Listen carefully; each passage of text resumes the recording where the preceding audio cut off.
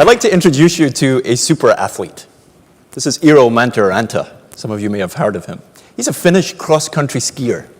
And he's in fact, one of the best Finnish cross-country skiers of all time.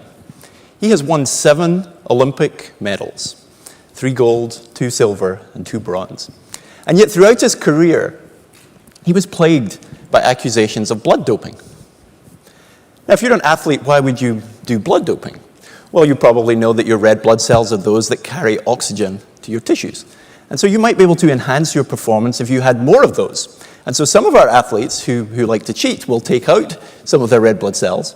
They will put them in the fridge, wait till their body makes more red blood cells, and then give themselves their own blood back, changing their hematocrit, the percentage of your blood that is made up by red blood cells, from its normal, around 55%, to a higher number. So the reason that Eero was accused of blood doping is because his hematocrit was around 80%. Instead of the red blood cells taking up about half, it took up 80%. But in fact, what was found out after a little while was that other members of his family also had a hematocrit around 80%. They were also amazing cross-country skiers. And in fact, over time, what they found was that his family suffered from this condition. He had a mutation in his erythropoietin receptor. So erythropoietin is the hormone that makes your body make red blood cells. He effectively had the accelerator down on his red blood cell manufacturing plant permanently. And this helped his performance unquestionably.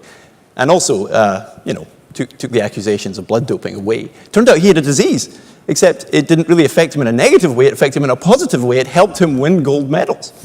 He was effectively a superhuman. So do you think these superhumans who are walking amongst us, probably some in this very room, do you think we could find them and characterize them and then use what we learn about them to make the rest of us superhuman? And maybe help those who have disease be normal again? Well, it's actually happened already. Might surprise you to learn. There is an aerobics instructor in Dallas, Texas called Charlene Tracy. And the remarkable thing about Charlene is her cholesterol level. Now, you may know your own blood cholesterol level if you think about your bad cholesterol. As cardiologists, we try to keep it somewhere around 100 or below. If you've had a heart event, we like to get it even lower than that. Maybe something like 70, 60, 50 would be great. We use medications to do that. We tell you about your lifestyle. We drone on about diet and exercise. Charlene's resting blood cholesterol was 14. She's effectively a superhuman. Now, what if you could harness what was inside her and then give that to people who had abnormally high cholesterol? And in fact, that's exactly what happened. And just in June of this year, 2 drugs were approved by the FDA. What she had was a mutation, in fact, in both copies of a gene called PCSK9. And you can think of PCSK9 as kind of the controller of a trash collection agency. And this trash collection agency sends people out every morning to go and collect the bad cholesterol. And the controller, PCSK9, is in charge of calling in those trash collectors from their shift. So if you give a shot, a sedation shot, to the controller, and the controller falls asleep at the wheel, then those trash collectors stay out all day, and they keep shoveling the cholesterol, and your cholesterol gets lower and lower and lower. And that's what these companies have done. They've taken a human who was a superhuman and made a drug that can make the rest of us superhuman too. In this case, those who suffer from particularly high cholesterol. Well, when we think about athletes, we think about, in order to get to the most extreme athlete, everything has to work. You have to be like a finely honed machine. Your heart has to function perfectly, your lungs have to function well, oxygen transport systems have to be optimal, your skeletal muscles have to be extraordinarily fit. So our thought was maybe we could go to the most extreme athletes in the world and study them in intense detail to find new mechanisms and to find new medications. And just to show you how extreme that is, probably most of you in the room will fall under the main part of this curve and not in its long tail towards the right. We're looking for people, however, towards the very long tail, actually less than 0.001% of the population. There are people with gold medals who do not qualify for entry into our study. In fact, this is one you might have heard of. Ryan Lochte has 11 Olympic medals. His reported VO2 max is 70, not high enough to be in our study. Someone who is in our study is this cross-country skier, another one, who has one of the highest VO2 maxes ever seen on record, 92 mils per kg per minute. So why are there so many cross-country skiers? Well, athletes always love to compare themselves. They always say to me when I'm testing them, who am I fitter than? Who was last in the lab? Tell me about my VO2 max. Cross-country skiers are right at the top of the who is the fittest of them all table. But if you're going to study them, what are you going to do? Well, one of the things you can do is look into their genome, and that's a lot of information. Actually, it's 6 billion data points of information. And I can show you some of it there. The information is a line of A, T's, G's, and C's. And in fact, if you were to stare at this screen that changes really essentially at once a second, you'd be sitting in this room for 3 months before you saw your whole genome on the screen here. The rest of my talk is not going to be a run through every single screen of the patient's genome. But that's a lot of information, and it used to be expensive information. The Human Genome Project, you've probably heard of that ran between 1990 and 2001. It was budgeted for $3 billion. So one genome cost $3 billion. In 2015, I can sequence my patient's genome for $1,000. There has not been a technological change like that in medicine or technology that I'm aware of. It's absolutely unprecedented. But of course, you're from Stanford, and we want to put that in Silicon Valley units. And the Silicon Valley units are, of course, a Ferrari.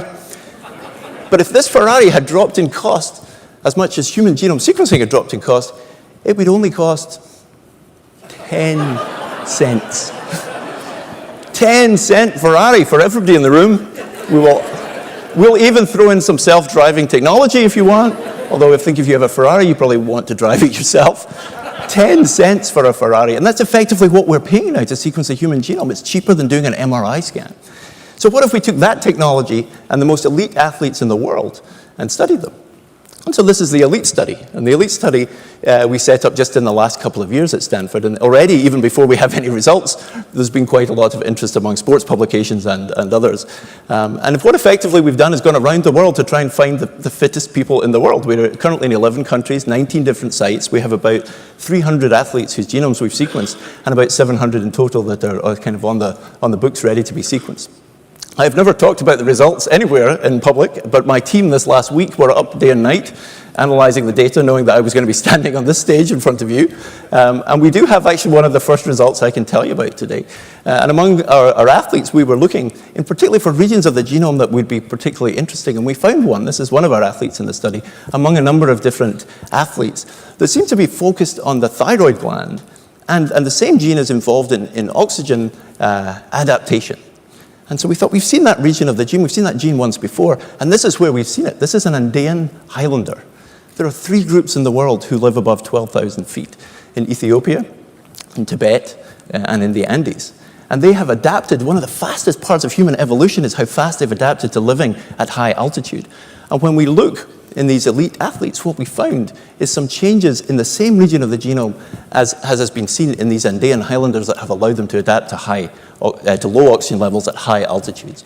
And so maybe that's not surprising, but I think what we're really excited about is how we can use that finding, use the knowledge of that gene to go forward to maybe help patients with pulmonary disease, help those who aren't able to make enough red blood cells. And maybe next year I'll be able to come back and tell you about some of the medications that we're developing as a result of this sequencing. Well, if you think you might qualify for the study, there's a website, just to let you know, elite.stanford.edu, or maybe you know someone that might like to go to sign up. It's certainly available if you think you're fit enough. But just in case you're not, and there's a small possibility of that, I offer you these traditionally recognized Scottish athletic events. Being from Scotland, tossing the caber, playing the bagpipes, or perhaps the one we're all qualified for, which is picking up a glass of single malt scotch. I hope to be able to do that with you all at some stage, and thank you for joining us today.